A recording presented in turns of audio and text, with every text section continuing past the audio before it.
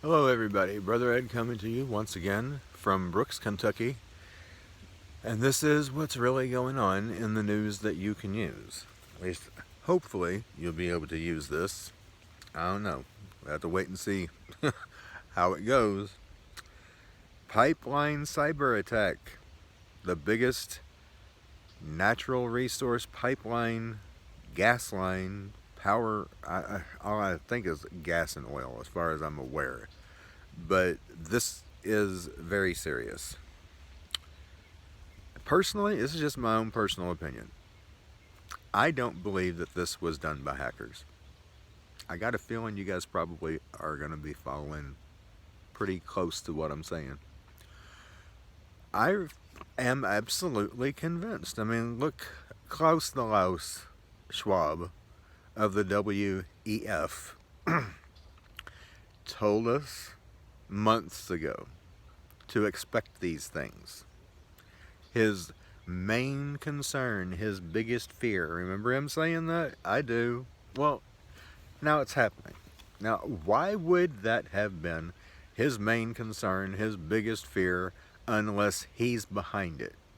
Unless him and his people, all these globalists, and all these globalist organizations like the WEF, the IMF, the UN, etc., the list goes on, if they're not behind it, how do they know it's going to happen? Because they planned it, just like they planned the great scamdemic. And for all we know, it may not have even happened. But we're going to feel the effects of it, whether it happened or not, because they want us to. Gas prices are likely to soar when you can even get gas. Anybody remember the mile-long lines in the 70s at the gas station? Because there was allegedly a gasoline shortage? This is going to be worse. At least if you were in line, you could eventually get to a pump and get gas. This is going to be a situation in which there may not even be any gas at the pumps to get.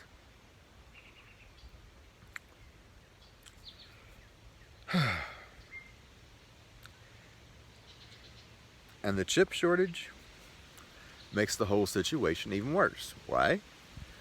There's only two places where these chips are made for not only automobiles, but for all of these trucks that need to be moving from one place to another to get the goods as well as the food from one place to another.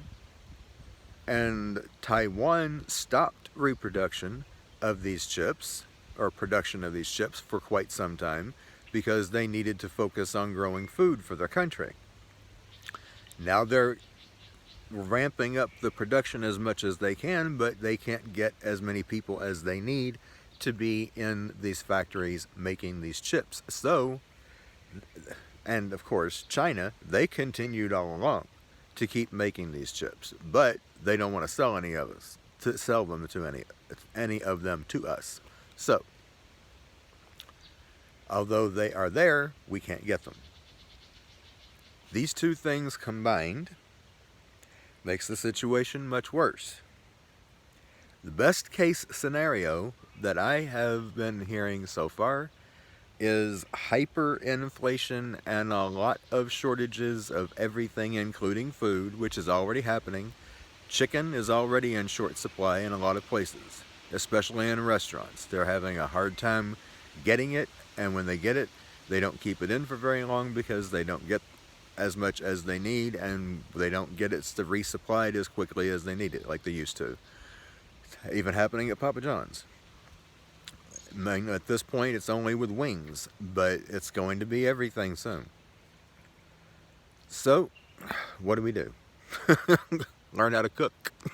If you don't know how to cook, learn how to cook and start cooking at home. Because I'm telling you, that is a very handy skill to have.